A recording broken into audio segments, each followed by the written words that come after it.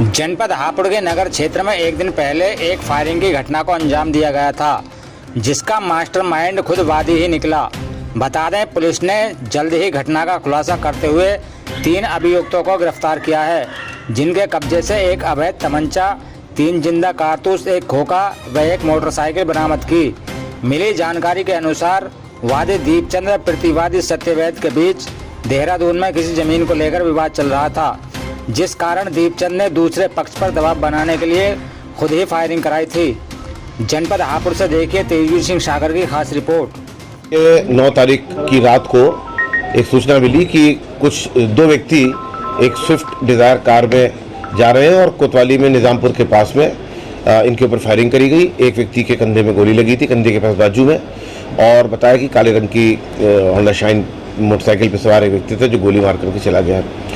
112 में सूचना मिली थी, पहले 112 पहुंची और उसके बाद में पुलिस ने तुरंत ही इनको जो है मेडिकल असिस्टेंस इनको उपलब्ध कराई और इन्होंने अभियोग पंजीकृत कराया देहरादून में रहने वाले कुछ व्यक्तियों के विरुद्ध। बाद में जब इनसे पूछताछ करी गई तो धीरे धीरे ये स्पष्ट हो गया कि ये इन्होंने अपने विपक्षियों को फंसाने के लिए जिनसे इनका देहरादून में विवाद चल रहा है, इन्होंने एक साजिश रच के और कुछ सहारनपुर, कुछ देहरादून, कुछ गढ़ में, कुछ हापुड़ नगर में, इस तरीके से कई जगह पे साजिश रच के एक पूरा प्लॉट तैयार किया, जिसके आधार पर स्वयं अपने ऊपर ही एक शूटर बुलवा करके उससे फायर करवाया और उसके बाद अपने विपक्षियों को फंसाने के लिए ये कार्रवाई रची है। इसमें 3 लोग गिरफ्तार हुए हैं। घटना में प्रयुक्त मोटरसाइकिल, घटना में प्रयुक्त तमंचा, ये इनकी बरामदगी है। कुछ बहुत महत्वपूर्ण सुराग मिले, उसके आधार पर आगे कार्रवाई की जा रही है। शूटर को कितने रुपए में हार किया गया? अभी जो पहले जो पता चला है, पूछताछ में कई बार उसने अपनी बात बदली है, लेकिन लगभग ऐसा लग रहा है कि 1.5 लाख रुपए के आसपास का ट्रांजेक्शन था। विवाद था किस बात को लेकर था इनका? देखिए, जो दीपचंद नाम के व्यक्ति हैं जो डिब्रूगढ़ में रहते हैं, उनके पिताजी को कोई संपत्ति देहरादून में मिली थी।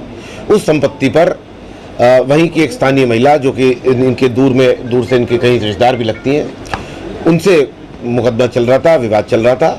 उसी सिलसिले में देहरादून जाते रहते थे। कुछ प्रॉपर्टी ये बेच चुके हैं, कुछ प्रॉपर्टी को बेचने का प्रयास कर रहे थे, जिसमें अड़चन आ रही थी, जिसकी वजह से इन्होंने स्थानीय लोगों और अपने कुछ मदद मित्रों की सहायता से इस घटना को अपने ऊपर करवाया।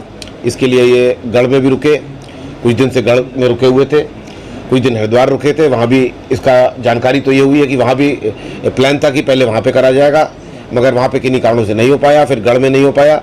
तो फिर बाद में इन्होंने ये ट्रेन पकड़ने जाने का इन्होंने बहाना बनाया कि ये ट्रेन पकड़ने जा रहे हैं और रास्ते में इनके ऊपर फायरिंग हुई। अच्छा, इस पूरे घटनाक्रम में जो चौकी इंचार्ज जो सिपाही सस्पेंड हुए हैं, उनकी क्या भूमिका है? देखिए, इनसे पूछताछ के दौरान कुछ इस प्रकार के इंडिकेशंस मिले थे कि कुछ ऐसे बिंदु हैं जिसमें स्थानीय जो पुलिस थी, जो स्थानीय चौकी इंचार्ज हैं और एक और कांस्टेबल, उनका ये जो जिस व्यक्ति के द्वारा शूटिंग करी गई है और जिन्होंने इनको हायर किया था, उन लोगों से ताल्लुक़ रहा है, बातचीत हुई है, उनसे मुलाकात भी हुई है।